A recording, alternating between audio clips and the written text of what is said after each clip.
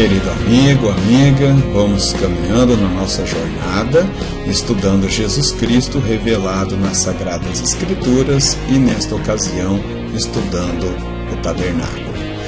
Neste vídeo nós vamos ver Jesus Cristo revelado no lugar santíssimo, no Santo dos Santos e no móvel que estava presente ali neste ambiente, a Arca da Aliança e a sua tampa, a tampa do propiciatório. Então vamos analisar. Aqui nós temos então a Arca da Aliança. A descrição dela está em Êxodo capítulo 25, versículo 10 a 16 e do versículo 20 até o 22.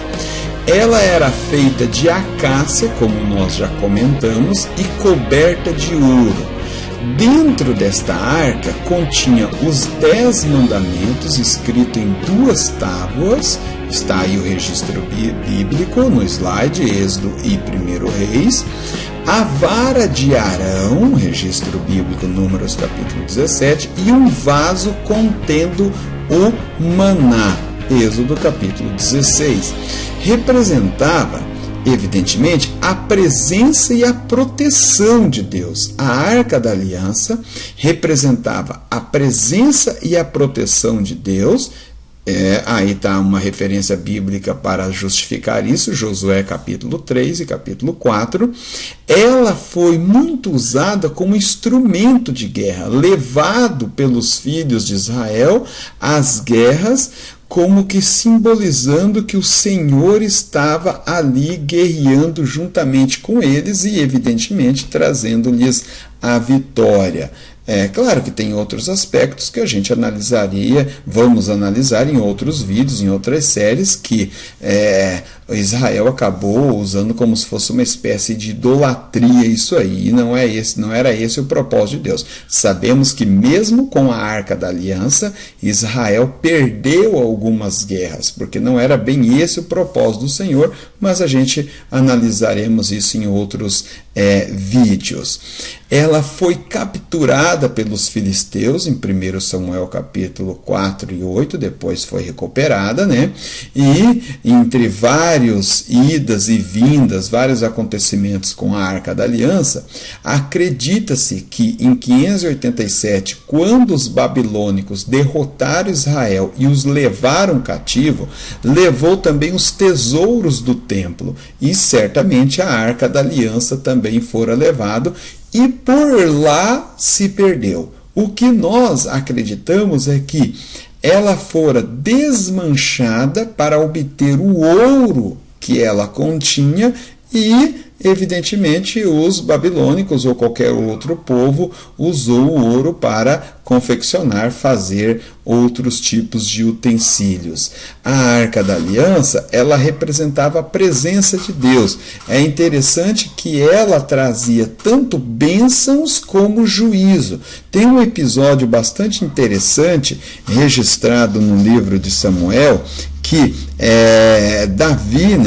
Davi, ele sente o desejo de trazer a arca para Jerusalém, 1 Samuel capítulo 6, então eles estão inclusive trazendo a arca, fazendo muita festa, e acontece que eles não tomaram os devidos cuidados, porque para transportar, para levar essa arca de um lugar para outro, tinha todo um ritual, não era de qualquer jeito, tinha essas varas aqui para os sacerdotes pegarem e transportar a arca, porque não podia se encostar nela, hipótese alguma. Até aconteceu um incidente, ela estava sendo transportada por bois, e a arca foi cair, e um jovem chamado Uzá botou a mão sobre ela para impedi-la de cair, e ele fora morto pelo Senhor neste episódio.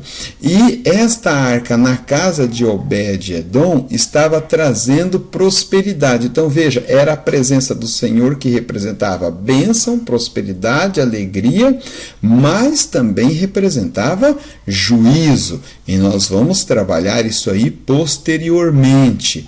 Tá? Então, tem vários aspectos interessantes que a Bíblia Sagrada vai relatar sobre a Arca da Aliança. O que nós podemos dizer é que ela representava, sim, a presença de Deus entre o povo de Israel.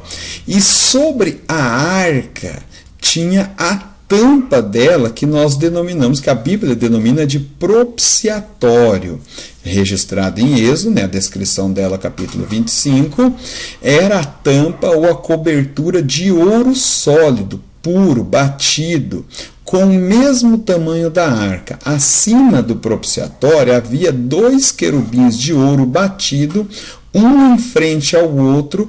As suas asas estendidas obscureciam a tampa de ouro e as suas faces estavam constantemente olhando para baixo.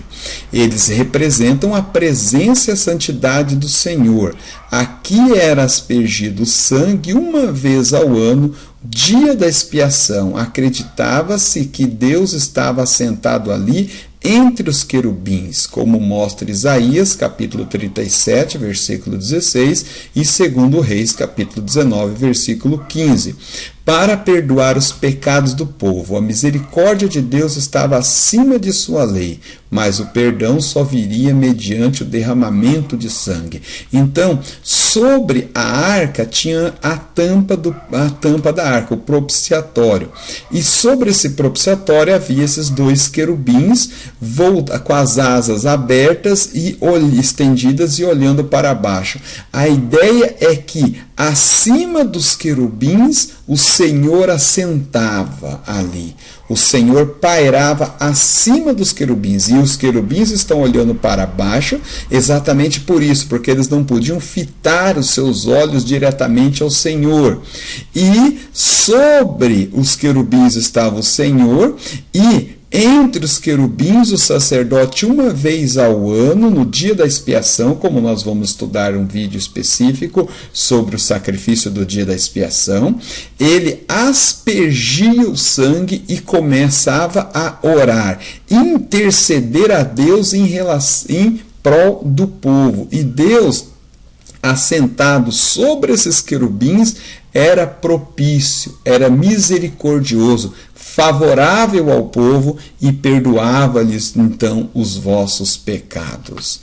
Vamos analisar então algumas tipologias deste ambiente, aonde era a morada do Santo dos Santos, a morada do Altíssimo, neste compartimento do tabernáculo chamado Santo Lugar, Lugar Santíssimo ou Santo dos Santos.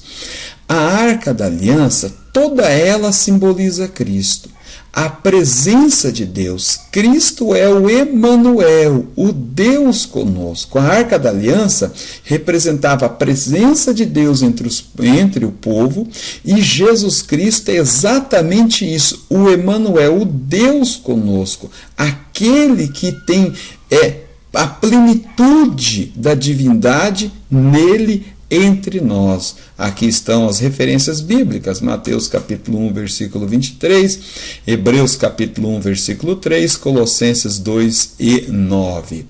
A acácia da qual a arca era constituída, nós já trabalhamos isso, representa a humanidade perfeita, santa, imaculada de Jesus Cristo.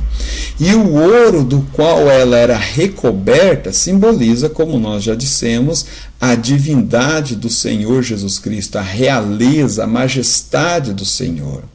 Dentro da arca continha o quê? Continha as tábuas da lei, a jarra com maná e a vara de Arão. Jesus Cristo é a palavra viva. Observe que tinha as tábuas da lei, e Jesus Cristo, a Bíblia diz que a Bíblia apresenta ele como a palavra viva, o verbo encarnado. Então aquelas tábuas representam Jesus Cristo. Ali estava uma jarra com maná. Jesus Cristo é o pão vivo que desceu do céu. São João capítulo 6, ele deixa bem claro isso. Ele é o verdadeiro maná, o verdadeiro alimento que vem do céu por Deus, dado aos homens para que nós possamos nos alimentar e não termos fome. Jesus Cristo é a autoridade de Deus aos homens. Ali dentro da arca tinha a vara de Arão, que floresceu, mostrando que Deus havia sim escolhido Arão, e a vara representa a autoridade, e Jesus Cristo é a autoridade de Deus aos homens. Ele julgará todos. Atos capítulo 17, versículo 31, a palavra de Deus nos deixa bem claro que Deus estabeleceu um dia em que julgará todos, vivos e mortos, por um varão, o qual ele deu testemunho e testificou. Que varão é esse? Jesus Cristo. A arca representava bênçãos e maldições aos homens. Segundo Samuel capítulo 6 e 10, por sua presença Deus abençoou a casa de Obed. 1 Samuel capítulo 4 e 5, por sua presença Deus julgou Dagom e os filisteus. O Deus falso Dagom fora julgado, e os filisteus também foram julgados por reter a arca da aliança, a presença de Deus. E um jovem, como eu já vos disse, também fora julgado por Deus por tocar na arca inconvenientemente. De qualquer maneira, assim é o Senhor, enquanto é bênção aos discípulos, e nós, juízo para os ímpios. Lembre, para 11 apóstolos, Jesus Cristo fora bênção.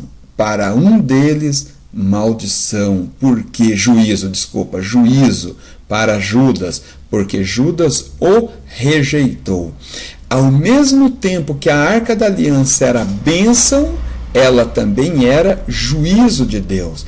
Ao mesmo tempo que Jesus Cristo é bênção de Deus para nós que o aceitamos, ele é julgamento de Deus para todos aqueles que o rejeitam. Assim diz a palavra. A tipologia, a tampa da arca da aliança, o propiciatório. Ali, como eu vos disse, era aspergido o sangue do sacrifício para Deus se manifestar e receber o sacrifício e ser propício, misericordioso, favorável ao povo. Em Mateus capítulo 3, versículo 16, o Espírito do Senhor pousou sobre Jesus como forma corpórea de uma pomba. E em Lucas capítulo 4, versículo 18, o Senhor mesmo diz que o Espírito de Deus, o Espírito do Senhor é sobre mim, eis que me ungiu para apregoar o ano aceitável do Senhor, pôr em liberdade os cativos, restaurar as vistas aos cegos. Então, a tampa da aliança, o propiciatório, sim, representa Jesus Cristo, porque assim como Deus pairava sobre o propiciatório, sobre os dois querubins, Deus também estava sobre Jesus Cristo. Sobre o propiciatório, Deus aparecia ao sumo sacerdote no lugar santíssimo, em teofanias. Agora Cristo é a teofania. Em Cristo há revelação, porque nele Deus comunica-se com os homens. Como disse o autor da carta aos Hebreus, o Filho é o esplendor da glória de Deus, a expressão exata do seu ser. Hebreus capítulo 1, versículo 3. Se de fato faz algum sentido a adoção do termo hebraico pós-bíblico Shekinah, então cremos que Cristo é a verdadeira Shekinah, a glória, o resplendor da glória de Deus, aquele em quem habita corporalmente toda a plenitude da divindade. Que coisa linda, que coisa maravilhosa! Jesus Cristo representado em cada aspecto, em cada detalhe do tabernáculo. Aqui no lugar santíssimo, no lugar santo dos santos, Deus se manifestava ao povo. Jesus Cristo, ele é tanto este lugar santíssimo onde Deus habita, porque Deus habitou corporalmente entre nós na pessoa de Jesus Cristo, e também na sua mobília, que era a arca e o propiciatório, que continha dentro da arca. Deus que vos abençoe, caminharemos na sequência. O próximo vídeo nós vamos ver alguns aspectos gerais do tabernáculo, muito lindo também, que eu quero comentar alguns aspectos do átrio, do lugar santo, do lugar santíssimo, alguns aspectos que nos chama a atenção. Deus vos abençoe e até o próximo vídeo.